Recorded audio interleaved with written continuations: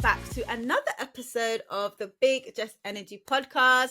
This is not your typical fashion podcast. This podcast, we talk all about the deeper meaning behind fashion, style, beauty, shopping, creating, all of that. Psychology is in everything, and we're going to get to the nitty gritty behind it. Of course, this podcast is created after my best-selling book, Big Just Energy, because I am your favorite fashion psychologist, Shakeda Bell. I have recently also launched my new fashion psychology introductory course on our website, Fashion is Psychology, so make sure you check it out. But I am thrilled to be having this podcast today with two amazing creatives. We're going to be talking all about retail and like how to kind of assert yourself in the workplace. We're going to be talking about design and being creative, and it's going to be amazing. So without further ado, I am going to introduce you to my two fantastic guests. First, we have Jennifer Droga Espinosa. She is the founder of Ancilla. Did I pronounce that correctly? Yes, perfect. Ancilla. I said it perfectly. I love it.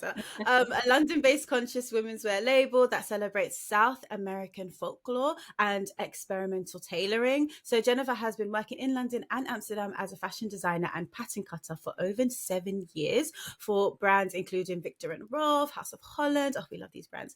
Ancilla is the combination of Latin folklore, craft, and rich experiences of a childhood combined with an outsider's perspective gained from leaving the homeland and living in London. Ancilla has become a platform for inclusivity that combines Latin American and British communities by telling stories that navigate a unique identity in fashion. So thank you so much for joining us today, Jennifer. And we also have the amazing Anna Wood. So Anna Wood spent 20 plus years in retail, working her way from the shop floor all the way up to the boardroom. In 2020, she left her role as buying and design director to start her coaching practice and set up her resale brand, Positive Retail. I'm such a fan of that. Make sure you check it out. Both ventures use her experience and heart to create supportive, inspiring, bright futures for leaders and businesses. A decade into her career, she found herself completely preoccupied with how we behave at work and why. And she has qualified as a counselor, which led her to a master's in leadership, to executive coaching, and then to LSE's leadership and change course. Thank you so much for joining us, Anna. Thank you for having me. Right, we're going to start the podcast with a question that I ask all of my guests. So I'll come to you first, Anna. What does Big Just Energy mean to you? Big Dress Energy to me means like living into your full confidence in what you wear. So I think on some days that can mean you kind of showing up and feeling really amazing in what you wear, but also knowing that there's a power in the way that we dress, that when we potentially don't feel like that in the morning, that you know which clothes will give you that big dress energy that you're kind of needing for that day. I think that's brilliant. I love the idea of like having the power to step out of maybe a funk that you might be in. I think sometimes we resign ourselves to feeling in a certain negative way, but we don't realize that we can utilize our clothes as tools to step out of that and to change the way we feel, or even to honor how we're feeling. So that's a brilliant answer. Thank you so much, Anna. And Jennifer, I'll come to you. What does Big Just Energy mean to you? So for me, yeah, Big Just Energy is literally like in the meaning of the word, but I guess for me it's just that relationship between clothing and ourselves. So I see clothing as as an extension of ourselves and our personalities, and in a way they enhance who we are. And like since we're like children, it kind of builds up on like that history of that relationship. So I just see them as like it's like our second skin. And Yes. as like our skin some days is like really beautiful and some days not, but then somehow is that relationship that it has that impact, and like you put something on and then you feel really empowered, and or just feel like that day that look really represents who you are, depending on where you're going, and context is very important. But for me it's just that special relationship with clothing. I love that. And I like the idea of like telling a story, because when I first saw you and you were wearing your brand Ancilla, I just thought, oh my God, like you could tell so much about someone. Like I could just see culture was such at the heart of what you're doing and just being creative. So for those who don't know, Jennifer, can you tell us a bit about your brand and what it celebrates? Yeah, so we are a sustainable luxury brand, and we make everything in London. And primarily, we are inspired and celebrate Latin American culture, which is where I come from. And I support and work with the diaspora here in London. And the aim is just to use fashion as a way of, sort of celebrating culture, but in a way that we involve different disciplines like music and Mm-hmm. art and performance and dance, and then just sort of use fashion as a platform to do that. So like create stories and also create beautiful garments, but it's how do we intersect all of these disciplines while celebrating the diaspora here in London. That's beautiful. And you mentioned that it's a sustainable luxury brand.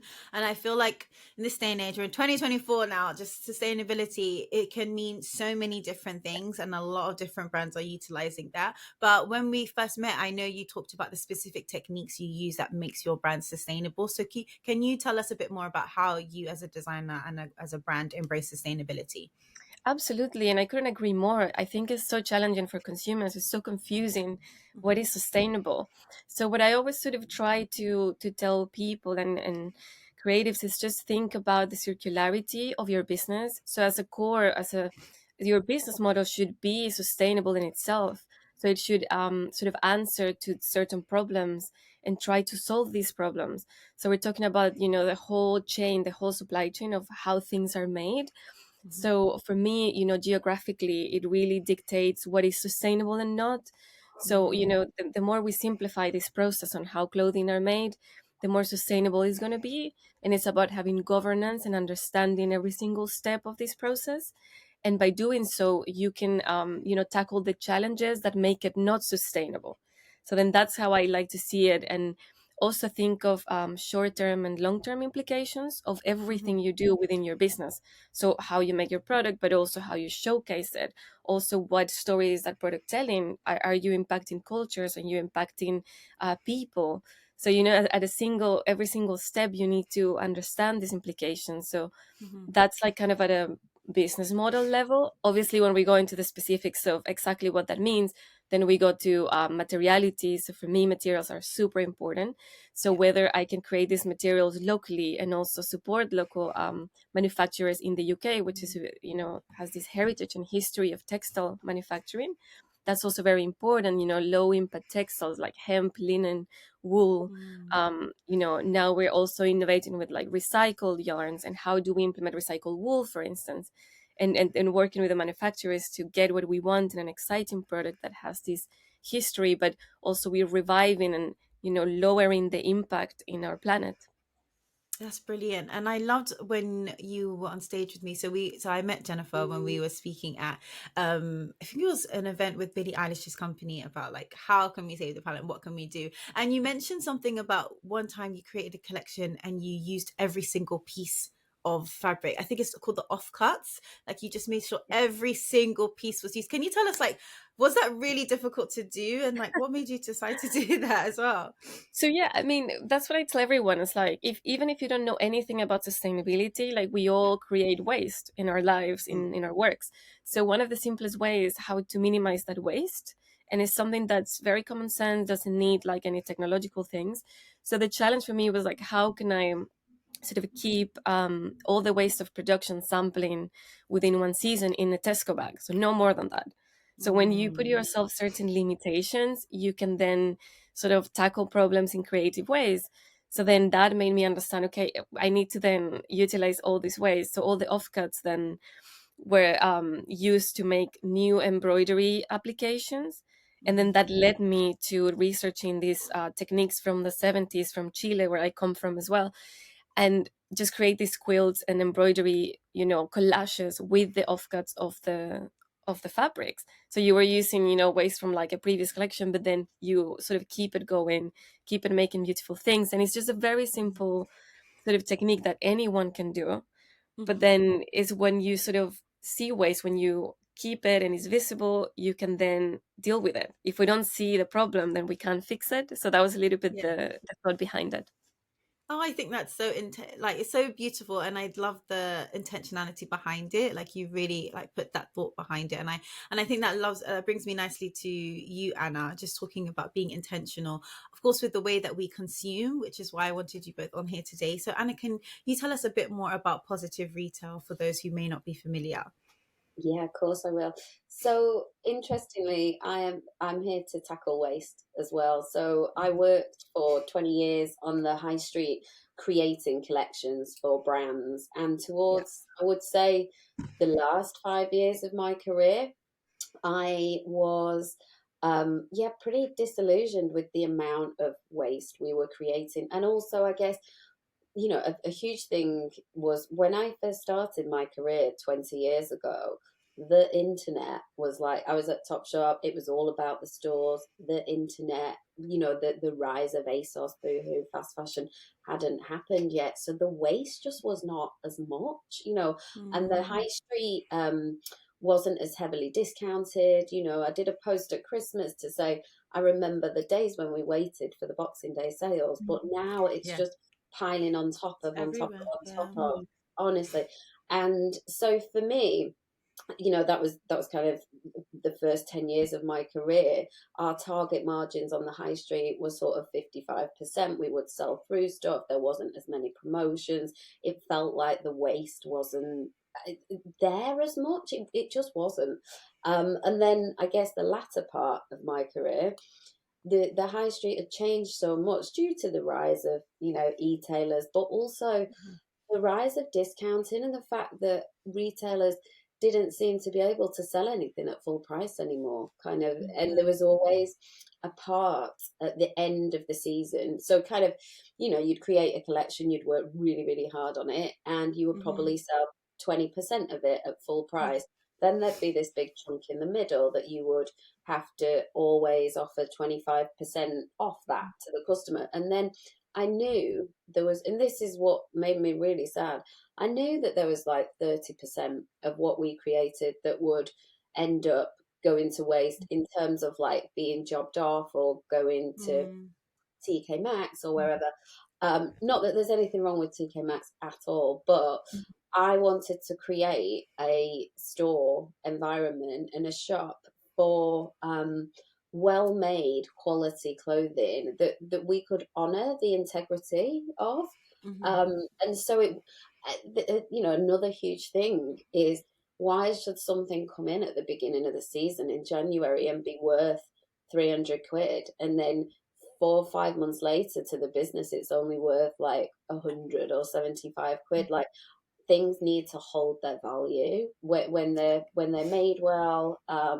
So I saw kind of a gap in the market for an alternative to TK Maxx and an alternative to Vinted, because people also come in and sell their premium clothing with me. And I just, it's grown and grown.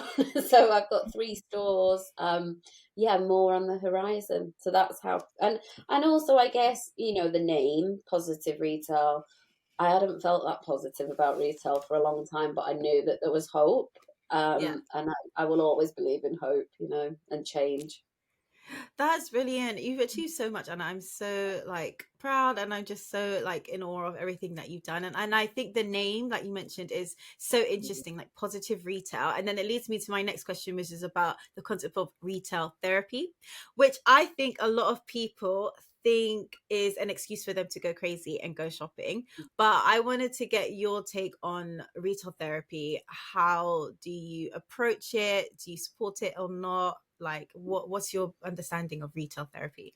Yeah, of course. Well, I mean, it's kind of twofold, because I guess, like you mentioned before, I'm a trained counselor, and I honestly, like, when I opened the first store in Ramsgate, it was, I would say, about 5 months after COVID, and Yeah. I honestly had this sense that the shop floor felt like a therapy room anyway. People had kind of been through this collective experience, trauma, and people were coming in to make themselves feel better. So I know that bricks and mortar stores, locally especially, community based, do provide some sort of therapeutic environment for people anyway. And that's not even about the clothing, that's about somebody coming in. I have somebody called Sue that comes into the Ramsgate store every Saturday at 3 o'clock, and that for her is like routine and kind of a slice of fun, I think, in her week.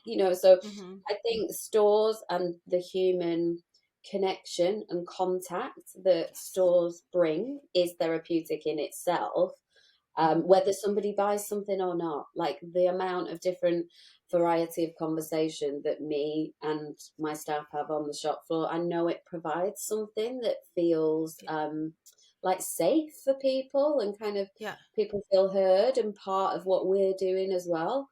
Um, but I think in terms of, retail therapy, yeah, you're right. It does get quite a flippant reputation in a way, doesn't it? But Yeah. actually, that stuff's real. Like, It is. not just the shop floor stuff, but the actual Mhm.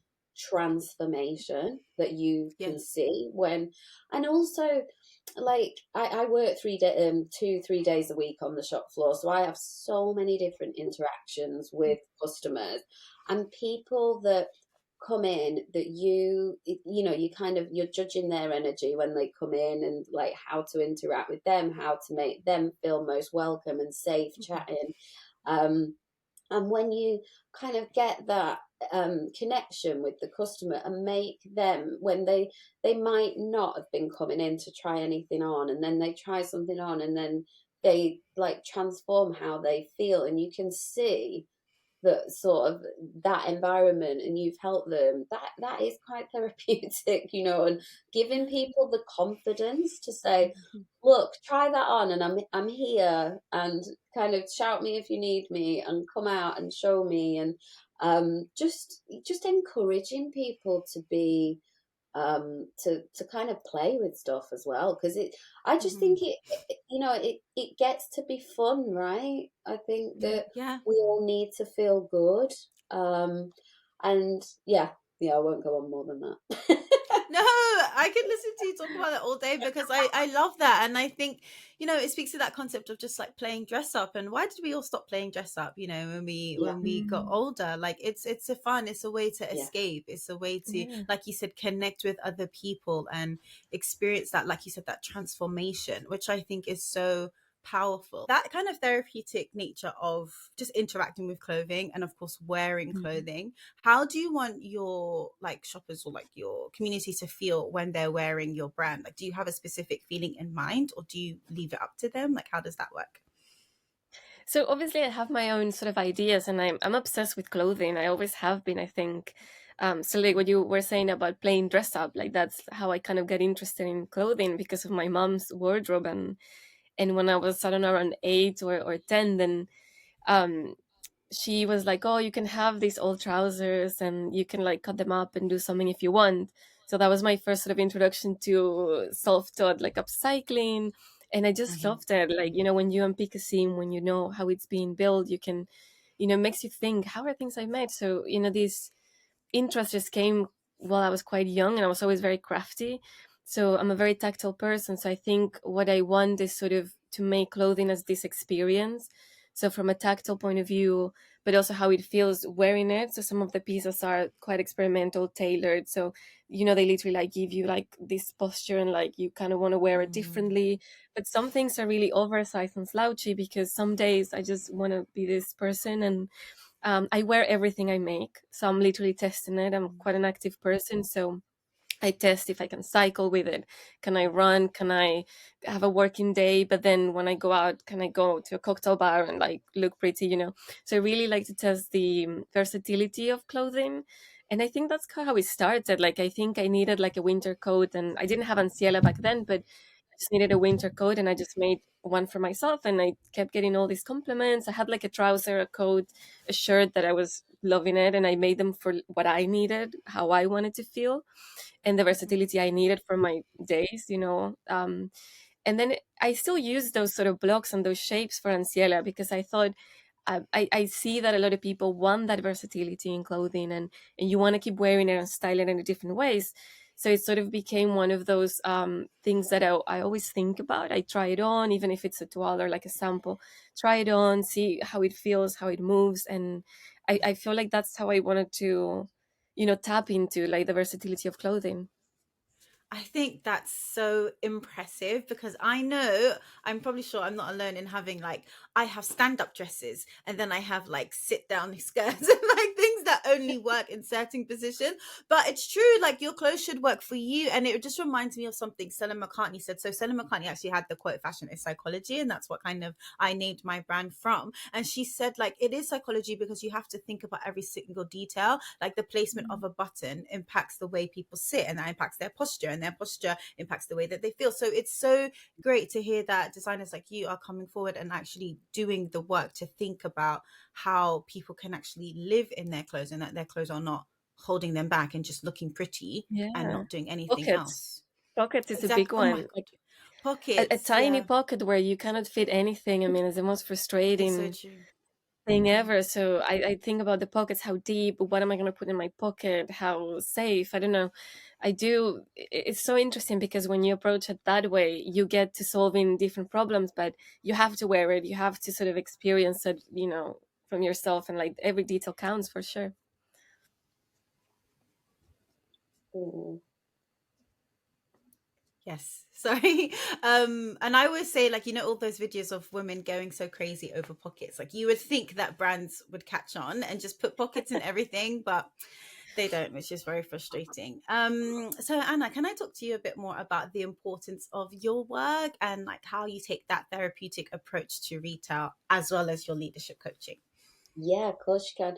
So I guess my coaching work is I mainly work with people in the creative industries, media and retail.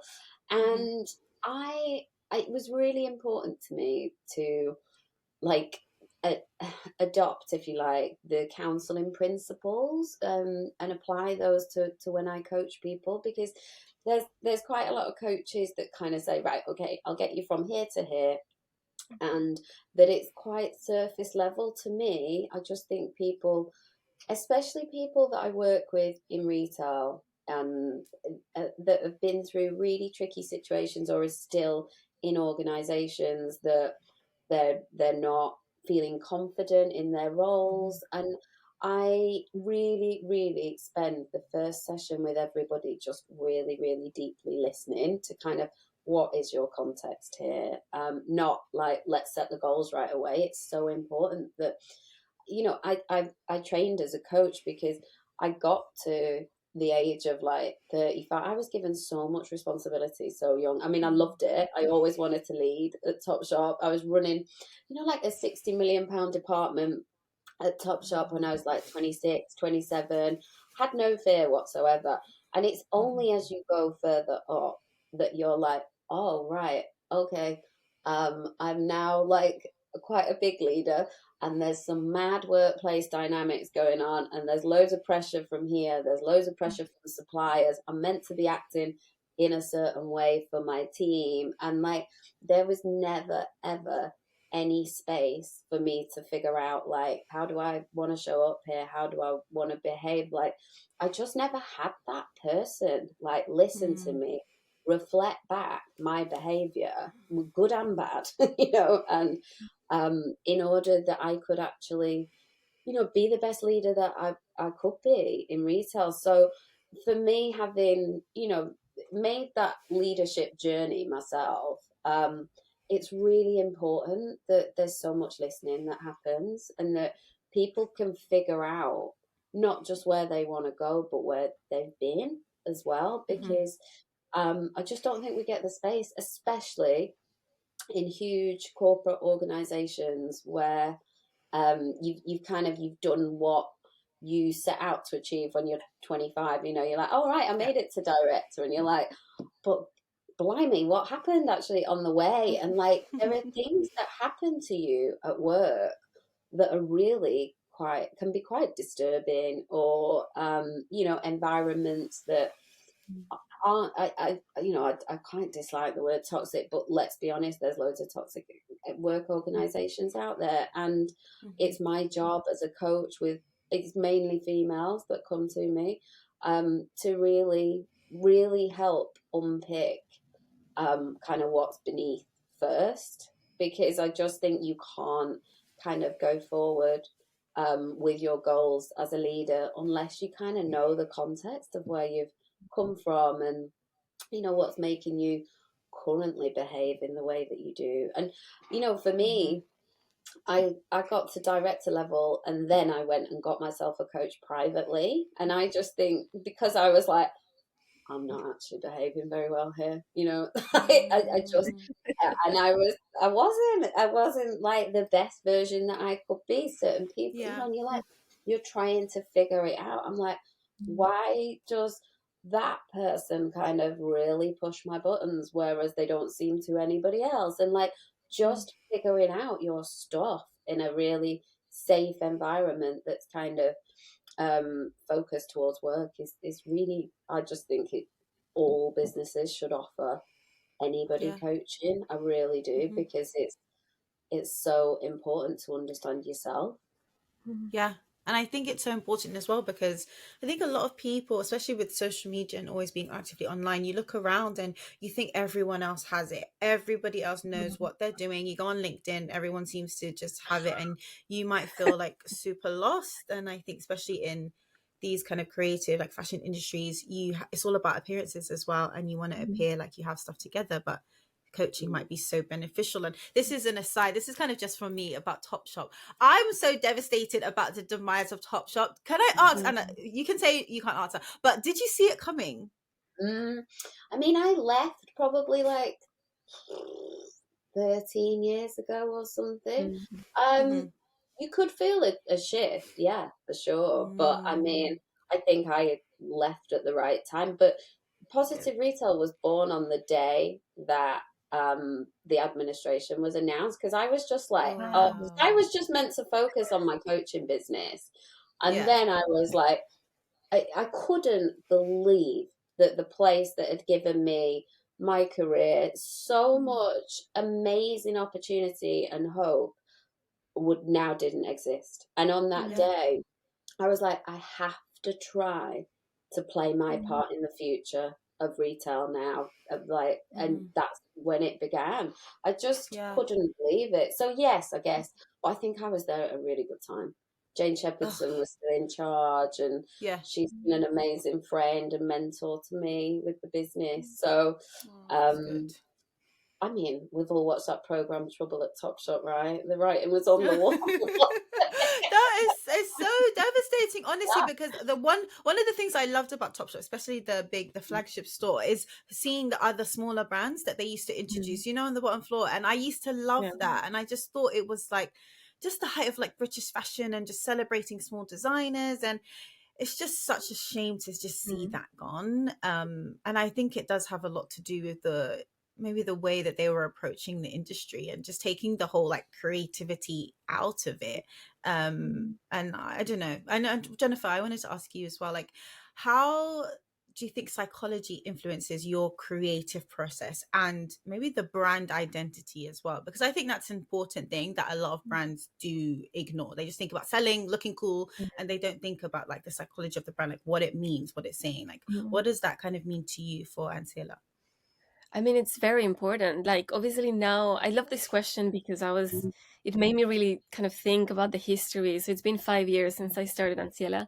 And I remember thinking, like you, Anna, it was just born like kind of organically. It's not, I never kind of wanted to have my business. Like, I knew how hard it was from working for other people, big and small companies. But it's sort of like there was something missing. And I feel it's something that you cannot really explain, but then you feel it and you think, I think there's a better way to do this.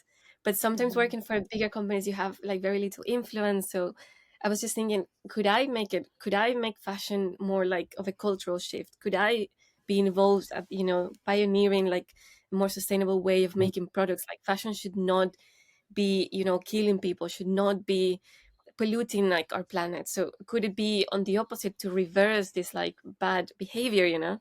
So I guess the challenge was always there, but I knew from the beginning, so we have enough clothing for 6 generations, right? So I was like, I don't want to be part of the problem. So how can I be part of the solution? And I thought what I think is missing is just this psychology exactly of fashion. And I think that's missing of like how, especially with, kind of being a POC designer in fashion and also like I saw the negative impact of this, and I remember working for other companies. The my culture would be on the mood board, and it would be like part of the research, but none of the crew apart from myself were Latin or POC. And I didn't know how to had to educate myself. I didn't know, 10 years ago, 12 years ago, we were not talking about cultural appropriation and things like that, but I knew it was wrong. I was like, this is surely not okay. So it was through Anciela that I could sort of explore what it meant to have fashion that respects culture, that celebrates it rather than taking from it. So for me, it was really important to connect then with like-minded people, but at every level of the business. So actively looking for, because the talent is there. It's just sometimes not very easy for these talented sort of more minorities to find their way in the industry. So I'm actively looking for a Latin stylist, a Latin photographer, not only at model level, obviously the casting is super important, but also at the core of the business, like who are making my clothing, with me. And all of these people need to be understanding of the culture that we're celebrating. Otherwise, you kind of miss a link. And then that's where you tap into this dangerous space of cultural appropriation or Yeah. exploitation.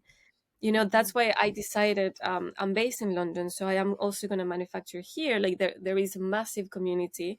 We have the means to do it. It means that you're thinking about, the scaling would be probably a lot slower, and it's a slower journey, but I thought it's the most beautiful one because you're tapping into a different realm of and this psychology. So I just realized this maybe kind of 3 years into the brand. And I think we were hitting the pandemic, and Fashion Revolution asked me to create something for them, and I thought, oh, what can I do? And then I, quickly you follow into, oh, how do you make your products and this and that. But then I thought, no, I want to tap into this culture. So I just gathered like a lot of my friends from the community and the diaspora, and I said, let's create this sort of, people are mourning, people are dying. So how can we sort of use fashion as this cathartic sort of way of dealing with life? Because I realized a lot of the inspiration sometimes was coming from a very deep level of how I was feeling, or how I think, you know, this collection could make me feel better, could make me deal with like different traumas and stories of my life. But obviously that's very personal to me, but then sort of connecting and allowing these stories to find other people, then I realized it wasn't that unique to me, that people were resonating with these experiences, and people also needed like a way to create and heal from trauma. And then fashion could be this meeting point for, a filmmaker, a stylist, a fashion designer, to all heal together and like, have this experience, like a shared experience to deal with these problems. So COVID was a main one, and everyone was going through it, the world was going through it. So that was a really beautiful experiment. And then we came up with this short, very experimental documentary for Fashion Revolution. And I think that's when it clicked. And then I was like, I think it feels like I'm doing something right, because I'm not fully focusing on product. Like, of course, a product is beautifully handcrafted and it needs to be luxury, of course. But we're also tapping into this sort of cultural level and the psychology of how fashion could also be this, healing practice, or could also be this collective practice. And that was beautiful. So I don't think I could go back to not thinking about it. So like at every level I'm thinking about it. Obviously with COVID, fashion was very digital. We were making sort of short fashion films. And then in last September, we did our first live fashion show. You were there, Shakayla, as well. So that was an exciting Brilliant. thing, because I thought, how can I translate this sort of like kind of screen visually that we've done very comfortably, and fashion films translated into real life experience? And I just wanted people to feel something at every level. And that's always been the question, I think, is how everything starts. And it all connects at the end of the day, because I think sustainability is very linked to culture and people. Like we often forget that that is at the forefront of how to make a better world and a friendlier way of dealing with the problems that we face. So, but it became massively important. I don't think that if we had not gone through COVID, if I had not had the experiences I'd had working for different companies, I don't think I'd be sort of paying so much attention to the psychology of fashion. So it's wonderful. When I learned about your work, Shakila, I was like, oh my God, this is it's wonderful to see it so beautifully like written, and in a simple way to understand. But I think intuitively it was always there, and it's nice to explore it. Yeah, no, it sounds like it was always there. Like the amount of thought and like effort and energy that you put into your designs and the way that you think about things. That is psychology. And I think it's so beautiful to see. And like you mentioned, I was so grateful to come to your show, because it was so, like, it was amazing. It was so impactful. It's so inclusive, models from all walks of life. Like, and then you had the singer that came on, and then she was just such a beautiful reflection of Amazing. culture. And it just seemed like such a massive feat. And I know when you're pushing, like I felt like when I was creating the book, I'm sure, Anna, you felt that when you was creating Positive Retail and your coaching business, you push and you push and you push, and sometimes your mental health can really like take a step back. So I want to stick with you, Jennifer, and just ask you, like, how did you take care of your mental health and yourself whilst you were creating this fashion show? I mean, that was also been a journey. Like, it's been so tough. Like you said, it's like your business is your baby. And Yeah. especially when you come like from nothing, like no one wants to help you. So you're like hustling, and it takes a toll. So I think, especially 2 years ago, I noticed that in my health. I was like, wow, I'm like chain smoking. I'm not feeling strong. I'm like, what is this? I'm like, I'm in my early 30s. This is not okay. So I kind Yeah. of understood physically that something needed to change, because also like my body wasn't coping. So in my mind, I was also not coping. So I Mm-hmm. couldn't, like, I think I understood now more the relationship with like healthy body, healthy mind. Yeah. So like 2 years ago, by chance, I got like a spot in the London Marathon, running for this charity that I was making PPEs during the COVID. And then they Yeah. said, "Oh, we have a running team. Do you want to run?" And I said, "Sure, let's do it." It was such a lovely charity and doing so many nice things for the NHS that I thought that's amazing. So I was like, okay, I'm gonna run a marathon. So I trained, and you have to train because otherwise you don't finish, you get injured. Yeah. So it was the discipline as well of having to train because you have to. So Mm-hmm. sometimes when you have your own business, it's like the work never stops. You're working 7 days a week, like Mm-hmm. many hours, and it's also not healthy. Like in any work environment, that would not be allowed, right? But because it's Yeah. your business, you sort of don't have these boundaries. Mhm. And I find that with running, like I put myself these boundaries of like, no, I need to run, I'm not going to miss my session. So I had to get out of my studio and go out and running, and I, that sort of going out and get fresh air. And I trained over the summer, so it was beautiful. And I understood, I mean, it was a journey of like 6 months, I would say, that I was training like Mm-hmm. properly. And I noticed that mentally, like my Yeah. health also improved. I was smoking less. Now I quit smoking. I was drinking less because you had to train so much. Yay. So I Mm-hmm. really understood the relationship, and I celebrate it now. So after I finished that, my first London marathon, I was just so proud to have finished it. And then the next day I was like flying to New York for work, crazy, but it was all, anyway, beautiful. And then I wanted to do it again. I was like, I'm going to sign up for another marathon because I was so scared to lose the discipline of running. Yeah. And I could see the benefits also mentally. I was more productive. So my energy levels were better, I was more Yeah. efficient. And I Yeah. always thought you have to work like nonstop, but actually you have to be respectful of those boundaries and take breaks. Mm. Think of your physical health, and then you will see your efficiency improving. So it was like mind blowing because it's something that took like 6 months to a year to understand and see the results. So towards Fashion Yeah. Week, I was feeling so energized. I mean, it's very, very stressful. Don't get me wrong. I don't want to romanticize it. It's Yeah. really, really tough, Mhm. but sort of understanding that you need like a strong body because you're dealing is very physical. Like I'm there with you. I mean, we're such a small team, so I'm there unloading boxes. I'm there, Yeah. throwing last minute hem. So I'm there at every level, like putting the set together, doing the model, the casting. I mean, I'm there in every step. So I need that energy. I need a healthy mind, a healthy body. But it was a Yeah. funny one. Like I think at a point you understand that you cannot go on like that. It's like you're young, so you Mm. should not be feeling that weak and things like that. So yeah, it was a massive sort of change in of lifestyle and discipline as well. That's so brilliant. I mean, I just feel like I can hear so much of myself in you. I mean, I'm not running no marathons, but I was like that too when I started when I became self-employed. I just started smoking. I was smoking so bad, and then I started to realize like I am breaking down. Like, why am I waking up and my chest feels like an 80-year-old grandma? Like, why am I like hobbling around? Like, why am I not sleeping? And then you realize like, yeah, you can't just work. You'll just work yourself into the ground. Like, you literally have to Yes. make that balance. And like you said, you have to do things that are outside of work and just make a fun for you. And for me, that was dancing. I started to go to dance classes last year. So Amazing. that was just something that just made me feel like myself, like not Shakayla, the fashion psychologist, like, do you know what I mean? Like not Jennifer, the designer, just like Yes. you separate. And that's like something good for your mental health. And I know, Anna, before we started the recording, you said that you really wanted to just take some time out for yourself. And, you know, because you realize that you're on the shop floor, you're going.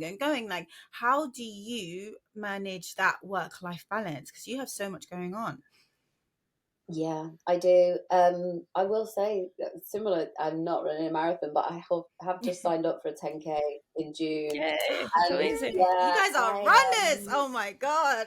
yeah, but never used to be. And I have to Mm, say, like listening to that and your story, like, you know, I live in Ramsgate now by the seaside. The mhm. stores are here. I left London 4 years ago, and for a long time in London, I just had Yeah. a lifestyle that was like hard working, hard living, hard partying.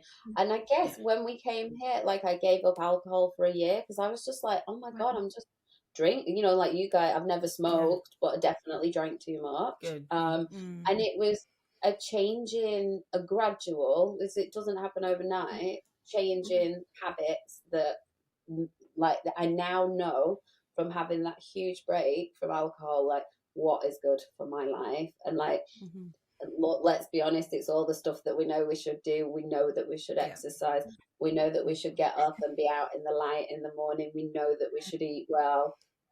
And I think I've done enough like commitment to that to actually Yeah. know it feels better, you know? Because Yeah. when I did, like I used to sort of do dry January. I mean, I am obviously doing it now, but Mhm. and I remember thinking, you just like waiting to get to the end of it so that you can be like, oh, then I can go back to the club, Yeah. like on it I was. And my husband would always be like, oh, yeah, I don't really feel the difference. And I think you have to take huge breaks from stuff to feel the benefit, Mhm. or you have, like you said, 6 months of being super disciplined and totally changing your habits to actually feel the benefits of what that's going to give you. Because I mean, look, if you can give up alcohol for a week and that's a really good achievement, that's great.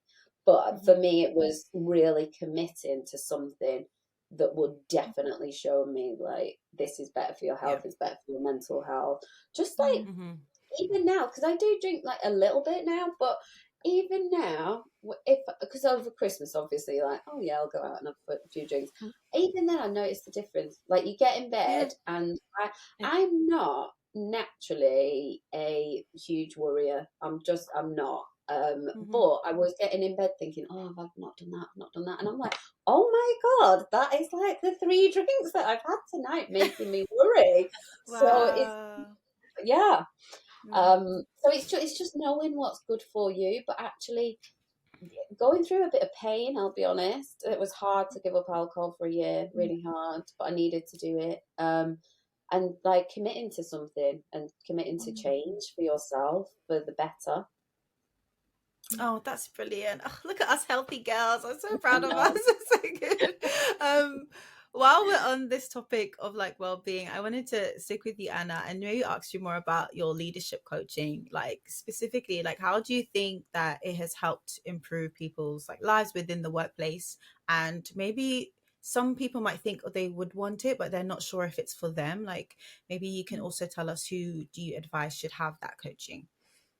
Yeah, I mean, look, the way that I kind of speak to people about leadership coaching is leadership is not just for those people that want to get to be CEO or that are CEO. Like we get to lead ourselves every day. And I feel like my way of leadership coaching is it starts with you. Like it starts with you and how you are. We've just had that conversation, right, about how we've chosen to lead our lives, and that's where it begins. And it's kind of like looking into where you are at the moment, what's your context, and where do you want to be, and like how we can get there together. So yes, it is about, if you want to achieve stuff at work, of course it is, but it's also about giving people, I would say 50% of the time I'm talking to people about like improvements outside of the workplace as well, and just working through scenarios that play into how you behave at work, how you're showing up. We've just had that conversation about energy and how you bring energy, and it's understanding, because people never, we've just admitted it ourselves. It takes time to stop and reflect, and to have a coach is you investing in yourself to reflect on where you're at and where you want to go. And it's having a professional, kind, caring, compassionate, supportive ear in order to do that. And I'm just not, I mean, I am like, obviously I want people to achieve a lot. I was really ambitious when I still am. But it's also, I think my personal coach, Rachel, I've been with her now 3.5 years. It is like talking to somebody that is just massively in your corner. And I want people to feel safe. I want it, a lot of my testimonials are like, that was actually fun as well. So it's not this scary thing. It's giving people safety, and compassion, but also sometimes like language to use in the workplace as well. People are really, a lot of the clients that I get are quite worried about speaking to higher authority, because we, a lot of the time as females, it's like good girl scenario. We weren't meant to kind of challenge lots of authority, and it's giving people leadership language so they've got confidence in order to deal with situations that were like asking for pay rises, like digging into like, no, this is what I'm worth and I'm going to ask for that. That's so great. Just giving people that confidence, I think, and it's that listening ear, and not being so isolated. I think I was reading a study that said like being isolated or feeling lonely is just increasing like year on year, like globally. Like even though we're so connected, we're still so like in our own bubble. So just having that person to connect with, I think would probably do wonders. Definitely something I'm thinking about now. It sounds amazing. Oh, there you go. And it's accountability as well. It's accountability for people, because like you can set your own goals, but actually somebody to help guide you and kind of get you there as well. It's like you still got to keep showing up. No, it's true, and I think we all need that. I want to switch gears a little bit and talk a bit about style and personal style as well. And I want to come to you, Jennifer.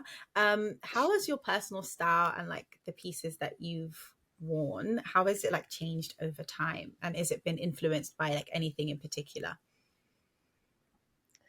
Yes, I mean, absolutely. I've been very fortunate to have lived in different countries. And as a child, because you have like two parents that are from different countries. So my mom was Colombian and then my dad's from Chile.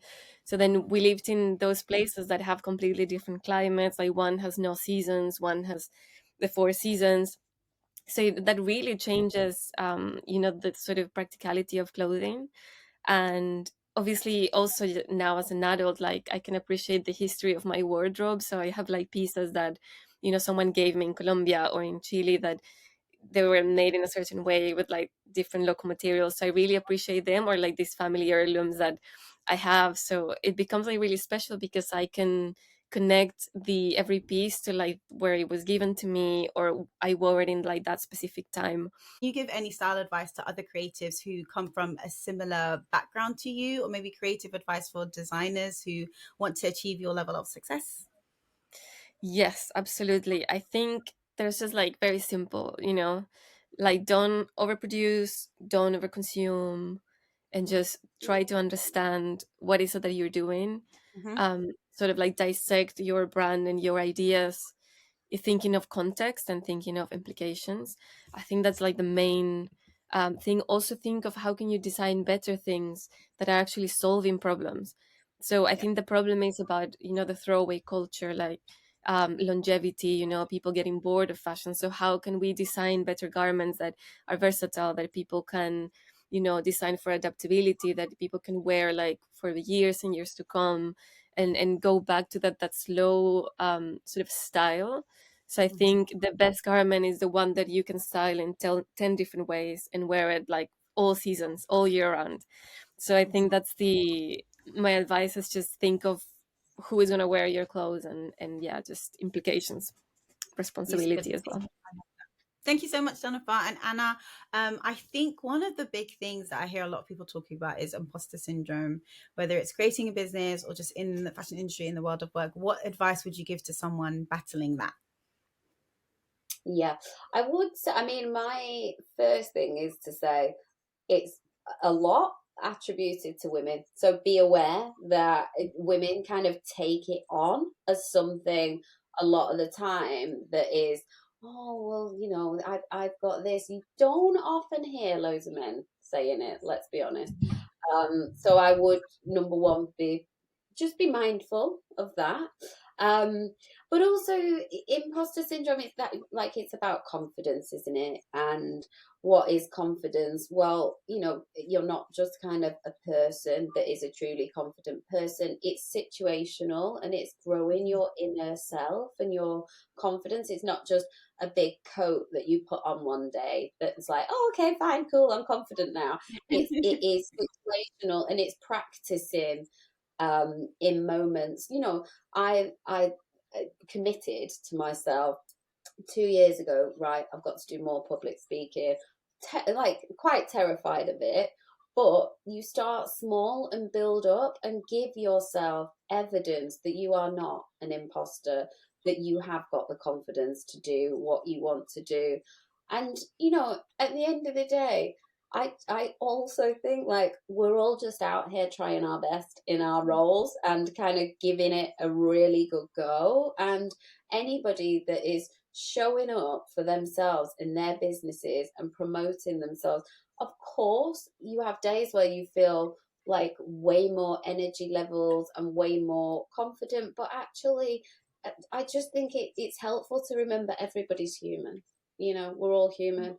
We kind of, we all feel pain, we all feel shame, we all feel all those all the emotions that are difficult, and we always all feel the emotions that are great. And it's kind of, in order to battle feeling like an imposter, I think it is looking after yourself as well. Like the things that we've said before, like genuinely looking after your physical, mental, spiritual health, and just feeling like you on a good day more days than not.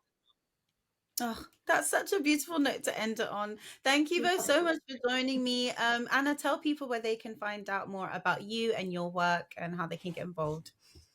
Yeah, of course. So annawoodscoaching.com. So it's www.anna-woods.com is my coaching website. And then Positive Retail is www.positive-retail.com. And we have 3 stores if you want to visit us in person. So they're in Margate, Ramsgate and Deal. We've got a pop-up from the end of January to Easter in St Leonard's, if anybody's round that coastline, and hopefully some other stuff happening in London. But we are focusing online this year. So we've built the store portfolio. There might be some more this year, who knows? You have to be open to opportunity, but follow us online and Instagram, positive_retail.